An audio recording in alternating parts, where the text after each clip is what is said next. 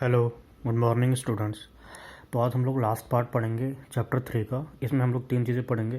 पहले chemical reaction क्या होता है, फिर केमिकल इक्वेशन क्या होती है, और फिर इस केमिकल इक्वेशंस को बैलेंस कैसे करते हैं और बैलेंस करना क्यों ज़रूरी है। तो हम लोग थोड़ा देख लेते हैं जल्दी जल्दी। पहले तो केमिकल रिएक्शन समझना ज़रूरी है।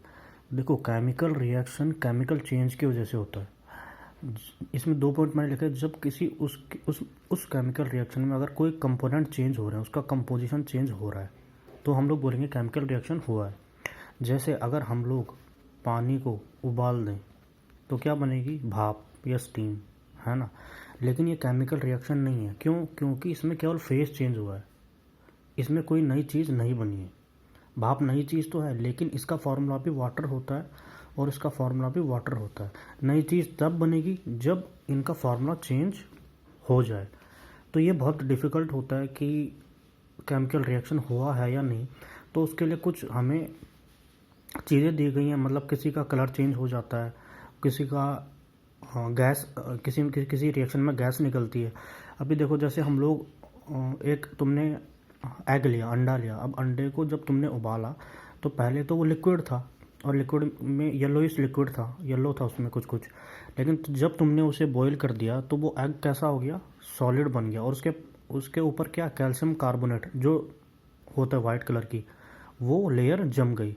तो कुछ नया चीज़ बना। इसके मतलब जो बॉइलिंग ऑफ एग है वो केमिकल रिएक्शन है, उसमें केमिकल चेंज हो रहा है। तो ये तो तुम्हें खुद ही दिमाग लगाना है कि नई चीज़ बन रही है या नहीं। इसमें टाइम लगता है इनको समझने में, केमिकल रिएक्शन को, खासकर इस चैप्टर को। तो ये तुम्हें प्रैक्टिस करना है कि केमिकल रिएक्शन कहाँ हो रहा है और कहाँ नहीं। अभी देखो, एग में क्या हुआ, बिल्कुल नई चीज़ बन गई। कैसे? वो कैल्शियम कार्बोनेट जो ऊपर रहता है, ये एग रहता है, तो ये वाइट कलर का रहता है जिसको हम लोग तोड़ते हैं, फिर अंदर जो हम लोग खाते हैं, और अंदर बिल्कुल येलोइश पार्ट रहता है जिसको यॉल्क बोलते हैं। तो ये बिल्कुल नई चीज़ है, इसके मतलब केमिकल रिएक्शन हुआ है। तो उसका कंपोजिशन ही बिल्कुल चेंज हो चुका है। तो एक चीज़ याद रखना, केमिकल रिएक्शन में कंपोजिशन चेंज हो जाता है। ठीक है, फिर केमिकल इक्वेशन में आते हैं हम। देखो, केमिकल इक्वेशन क्या चीज़ होती है, ये दिखाती है केमिकल रिएक्शन का रिजल्ट। और इसमें 2 चीज़ें होती हैं, रिएक्टेंट और प्रोडक्ट। रिएक्टेंट क्या होती है, जैसे तुम इसको एक फैक्ट्री की तरह समझ लो। एक फैक्ट्री में हम लोग कोई प्रोडक्ट बना रहे हैं, कोई चीज़ बना रहे हैं। जैसे हम लोग चीनी बना रहे हैं, चीनी की फैक्ट्री है, शुगर की। तो उसके लिए हमें रॉ मटेरियल चाहिए। क्या चाहिए? रॉ मटेरियल, जिसको हम लोग हिंदी में बोलते हैं कच्चा मटेरियल, कच्चा माल। तो रॉ मटेरियल चाहिए हमको, ठीक है। और हमें फाइनल प्रोडक्ट क्या चाहिए? शुगर चाहिए, चीनी चाहिए, है ना।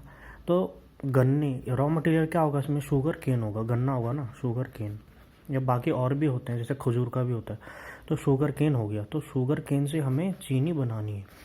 तो जो कच्चा मटेरियल है, इसी को केमिकल रिएक्शन में बोलते हैं हम लोग रिएक्टेंट, जो रिएक्ट करते हैं, है ना, जो आपस में रिएक्ट करके प्रोडक्ट बनाते हैं।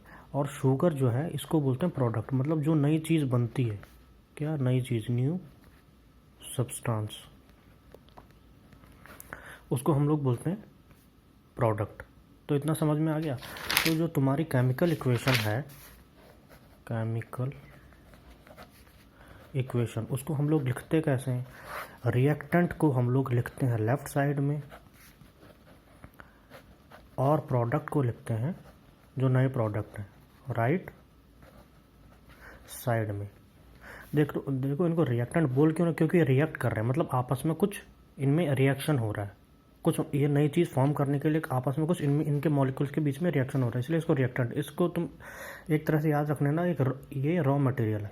तो रिएक्टेंट को हम लोग लेफ्ट साइड में लिखते हैं, प्रोडक्ट को राइट साइड में, और दोनों के बीच में एक एरो आता है सीधा। जैसे मैं, कार्बन डाइऑक्साइड कैसे फॉर्म होती है, कार्बन का फॉर्मूला। अब जैसे मैंने ये लिखा, कार्बन प्लस ऑक्सीजन,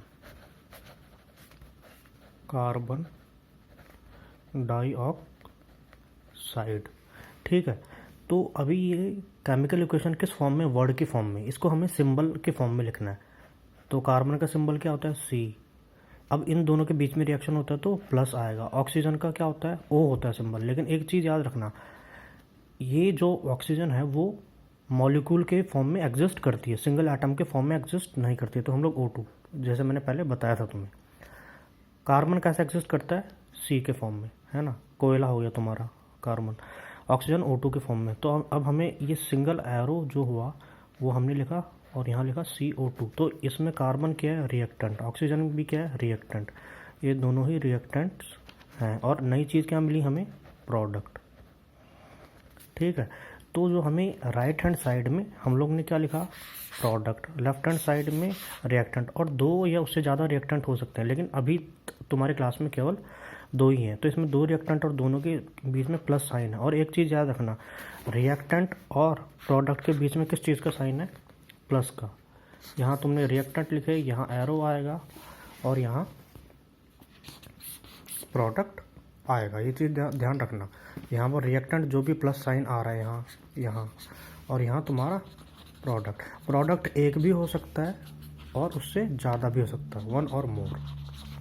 ठीक है, ये 2 तो कम से कम होनी चाहिए, ये 2 से ज़्यादा भी हो सकते हैं, लेकिन अभी तुम्हारी 7th क्लास में केवल 2 ही हैं। ठीक है, अब जैसे और भी तुम्हारे बुक में एग्जांपल दिए, एक एग्जांपल है तुम्हारा दे रखा, नाइट्रोजन प्लस हाइड्रोजन, ये मिलकर बनाता है अमोनिया। तो नाइट्रोजन का हम लोग क्या लिखेंगे, सिंबल क्या होता है, N, मॉलिक्यूल के फॉर्म में N2, हाइड्रोजन भी H2, फिर ये बना क्या, अमोनिया, NH3। इसका तो तुम्हें फार्मूला रट्टा ही मारना पड़ेगा और कोई तरीका नहीं है। तो ऐसे हम लोग क्या लिखते हैं, केमिकल इक्वेशन हमने आज जान ली। तो ये क्या है, रिएक्टेंट, ये भी रिएक्टेंट, लेफ्ट हैंड साइड में, एरो के लेफ्ट हैंड साइड में।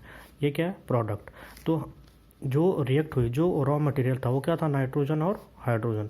और नई चीज़ हमें क्या मिली, अमोनिया। ये बिल्कुल डिफरेंट दिखेगी, इन चीज़ों से बिल्कुल डिफरेंट दिखेगी है, इसलिए हम लोग बोल सकते हैं केमिकल रिएक्शन है ये।